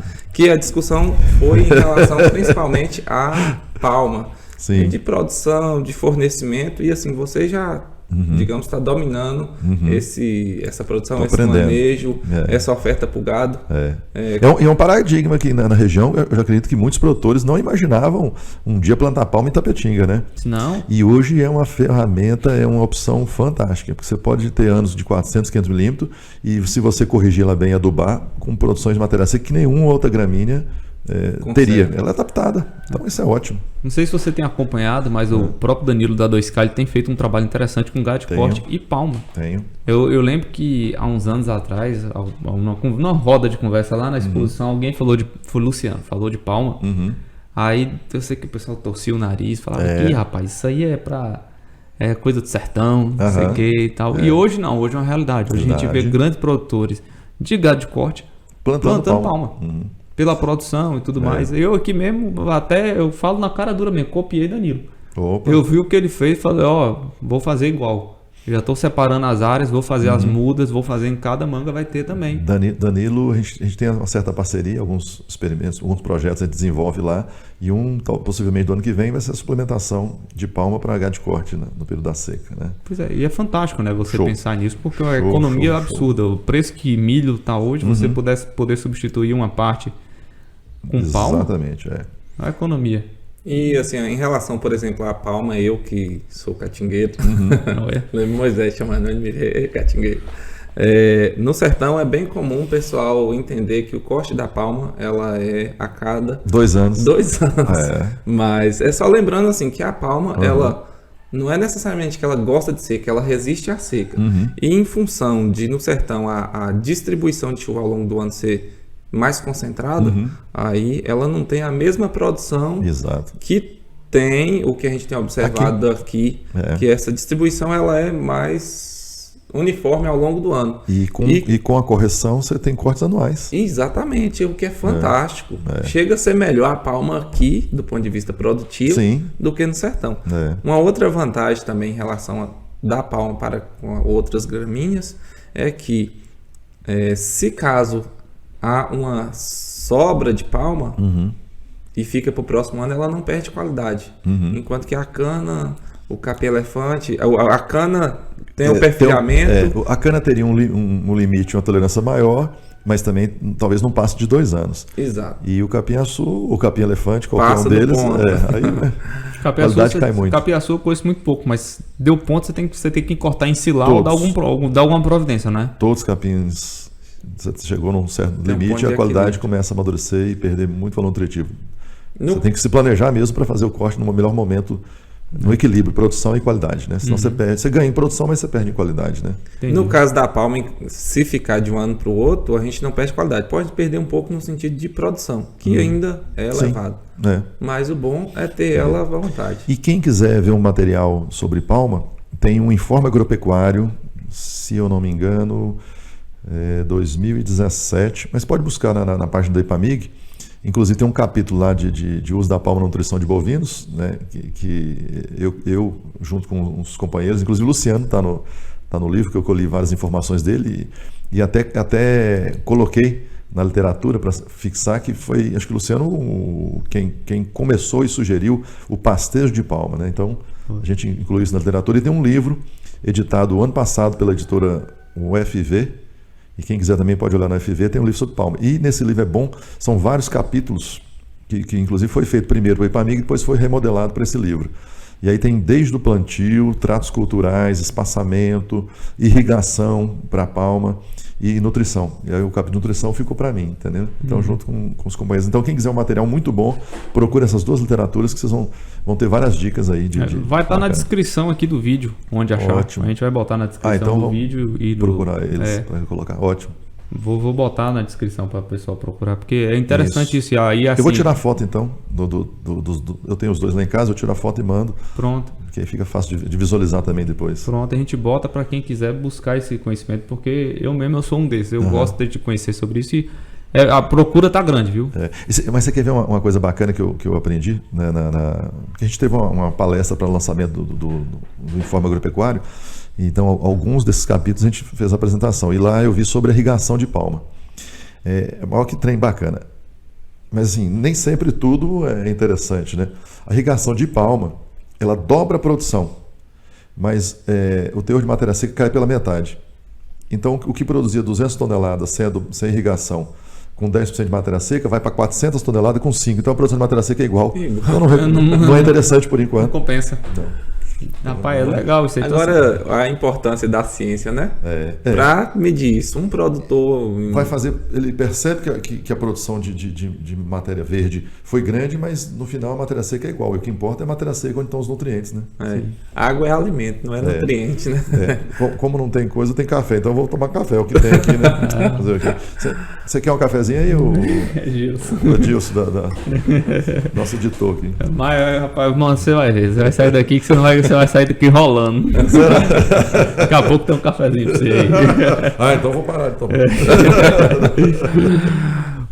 Ô, professor, agradeço muito sua presença aqui. Foi fantástico. Acho que assim, teve papo para muitas horas ainda de podcast, mas a gente tem um certo limite de tempo. Sim. E a gente quer um segundo papo com você. Na hora. Quem gostou muito fui eu. E quero parabenizar vocês pela essa iniciativa. Eu acho muito bacana isso. Isso acaba interagindo mais com o produtor e técnicos, né? Que é essa parceria. Parabéns mesmo, viu? Muito obrigado. E fico feliz se for convidado novamente para vir aqui. Já tá. Você não tá. Eu vou te adicionar agora no grupo VIP, por sinal. Então tá bom. E porque geralmente depois dos vídeos o pessoal gosta, tem algumas dúvidas, gosta de perguntar. E como o nosso não é ao vivo, aí eles perguntam lá no grupo VIP. Aí se você tiver um tempinho, você dá uma respondidinha lá pro pessoal, interage com a galera, que é bacana. A troca de conhecimento é muito grande. A gente tem gente no grupo VIP de vários estados do Brasil. E essa troca de conhecimento é muito legal. A gente começa a ver as tecnologias chegando, entendeu? Algumas coisas é bem legal. Vou te adicionar lá também. É aquele negócio das amizades, né? Você antecipa o conhecimento de algumas coisas. Você tem muito amigo? Um trabalho que foi feito lá em Mato Grosso do Sul. Começou lá, né? Você tem um amigo lá perto, ela vem até você. Aquela informação para chegar num volume maior, às vezes tem que esperar aquele negócio ser publicado para entrar numa revista ou um Globo Rural ou sair em alguma coisa. Isso às vezes demora 1 ano, 2 anos, 3 anos, 4 anos, 5 anos. Né? Então você... Com essas relações, a internet favorece muito isso, graças a Deus. Hoje em dia, né, com essa parte de transmissão, isso foi muito bom. Né? A pandemia foi ruim, obviamente, por vários motivos, mas essa busca agora pelo uso da internet na parte de comunicação tem ajudado muito. Tem demais. Adiantou a acessibilidade a essas informações. Muito. E eu, enquanto ex-aluno, agora... Filho. Ô, meu filho. Ó, que eu vou querer uma parte da herança aí. Tá vendo? Aquela conversinha no início que queria só bem, você tá vendo, né? Tá vendo? Eu vou te dar a mamadeira, rapaz. Não. Mas, de qualquer forma, assim, é uma honra poder, né? A gente tá nessa conversa aqui hoje. Eu espero que volte outras vezes. A gente sabe que é muito forte aí no ramo do leite também, que eu acho que pode ser um tema mais para frente para ser discutido. Tá joia. E Mesa Rural fica imensamente feliz em ter batido esse papo. Aí a gente agradece muito. Valeu, Eli. Obrigadão, Eli Doval. Isso aí. Pessoal, então até semana que vem. Muito obrigado pela sua audiência e um abraço. Tchau, tchau.